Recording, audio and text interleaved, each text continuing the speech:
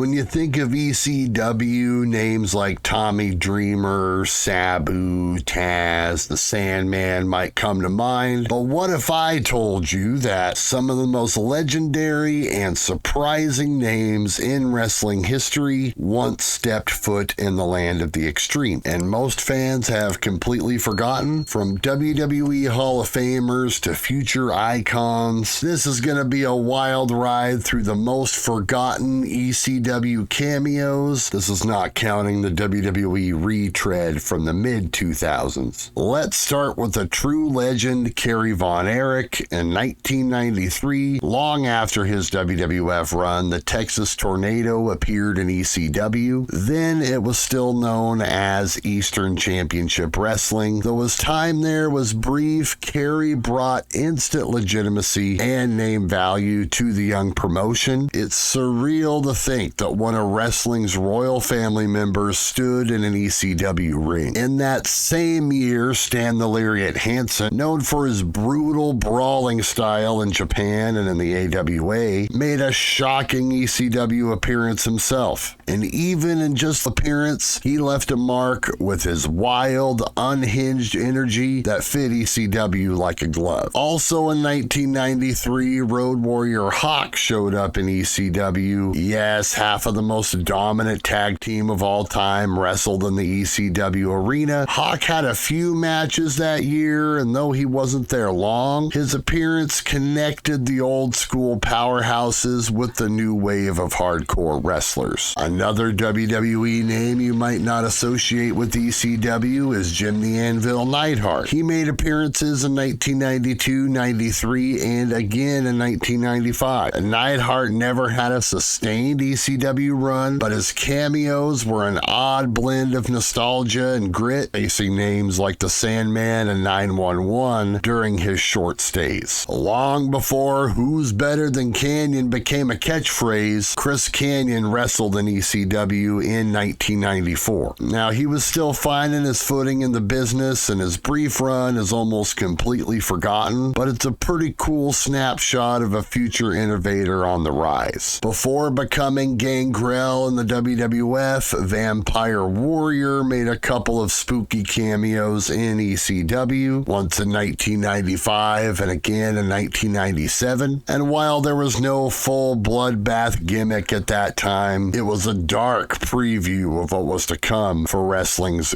gothic prince. Better known as Scotty Too Hottie, Scott Taylor had a blink and you miss it appearance in 1997. ECW would always hire people for one-offs and this sort of thing, and a lot of the time it would be before, after, or during someone was getting started with their WWE run. There was always a little bit of a talent leak between the two companies. This, of course, was very early in Scott's career, way before the worm. You know, I don't know if this counts so much as a cameo. We all love draws. He popped up in ECW just before he went to the WWE in 1998. Basically, just kind of a thing, I think, to kind of get his feet wet in front of an audience before he eventually made the jump to WWE. Not sure whether these appearances were before or after the Beyond the Mat thing. A lot of these I learned just from researching the video. That's why I think it's so fascinating. Lenny Lane, who was probably most famous for his tag team with Lodi there in the dying days of WCW. He popped up in ECW in 1997. What you could say was not even a cup of coffee before finding his footing in WCW shortly thereafter that. Most fans remember Rick Bogner as the new Razor Ramon, but after that was all over, he became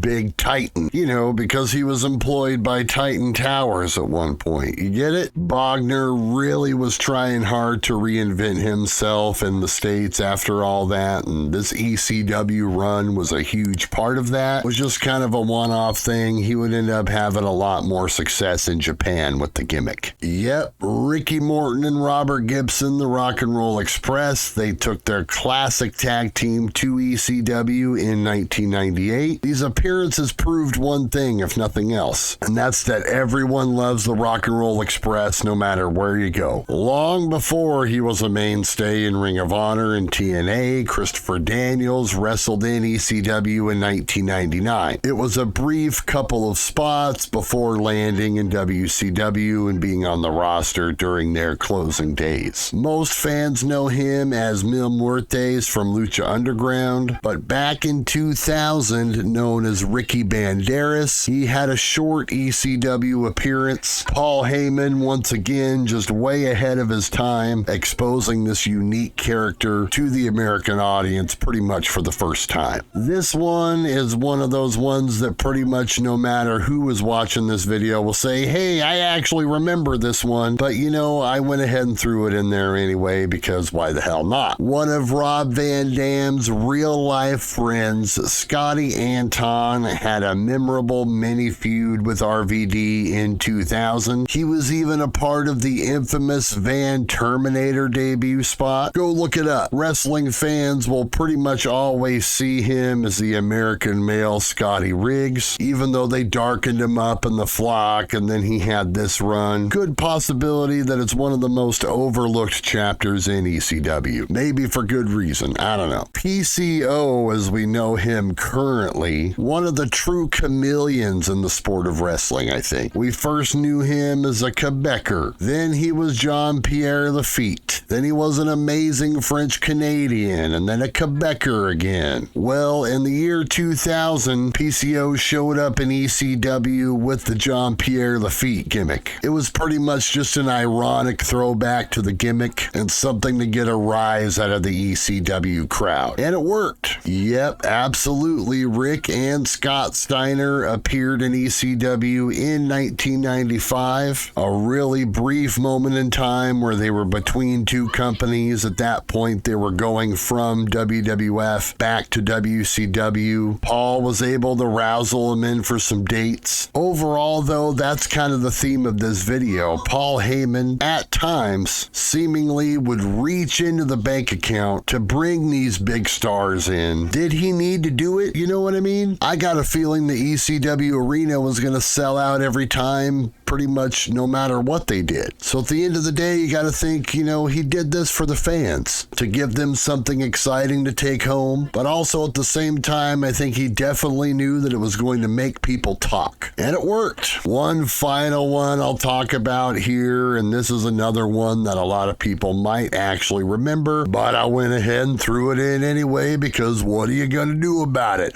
Nothing. The American Dream himself, Dusty Rhodes, appeared in ECW in 2000. It was actually a pretty memorable feud that he had with one Steve Corino. It was basically like a whole old school versus new school sort of vibe, but Dusty was definitely in his element, bleeding, brawling, and bringing the Southern heart to the hardcore promotion. There you go, folks. You know, that was 17 names right there, not like anybody's counting, who briefly walked that ECW aisle. Every one of these guys, I think, left a footprint, even if fans don't really remember. Some were there for a night, some for a feud, others just for one last dance. But each one added a color to the beautiful painting on the wall that we can remember as ECW Wrestling. Thank you very much for joining me. That's all I got. Subscribe to the channel because that's what we do around here. And please leave a like on your way out. Until next time, we see you right here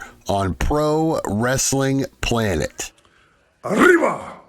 This is WWE legend, Hall of Famer Tito Santana, and you are watching Pro Wrestling Planet.